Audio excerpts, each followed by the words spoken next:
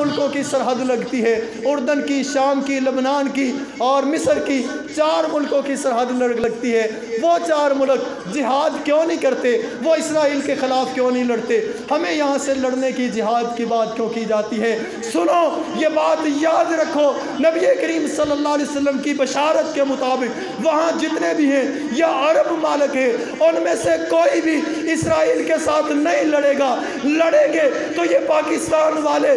اور افغانستان والے، یہ جو ہمارا ایشیا کا خطہ پایا جاتا ہے، یہ سارے کے سارے لڑیں گے، کیونکہ نبی کریم صلی اللہ علیہ وسلم نے فرمایا تھا اصابتان من امتی احرزهم اللہ من النار، اصابت تغزو الہند و اصابت تکون مع عیسی ابن مریم۔ ایک وقت آئے گا یہاں سے لشکر اٹھیں گے، ان کے پاس کالے جھنڈے ہوں گے، وہ کالے جھنڈوں والے لشکر اور وہ سیاہ اماموں والے، کالی پگڑیوں والے وہ لشکر یہاں سے چلیں گے، عیسیٰ بن مریم کے ساتھ، امام مہدی کے ساتھ مل کر کے ان یہودیوں کا قتل عام کریں گے۔ آج یہ سارے کے سارے یہودی اپنی قتل گاہ پر جمع ہو رہے ہیں، اور پھر وہ ایسا وقت ہوگا کہ جب بھی کوئی یہودی کسی درخت کے پیچھے چھپے گا، وہ درخت آواز دے گا کہ اے مسلمان، میرے پیچھے یہودی چھپا ہوا ہے، اس کو قتل کر۔ یہودی کسی پتھر کے پیچھے چھپے گا، وہ پتھر بول کر کے کہے گا اے مسلمان مجاہد، یہودی میرے پیچھے چھپا ہوا ہے، آ اس کو قتل کر۔ یہ سارے کے سارے یہ جو گریٹر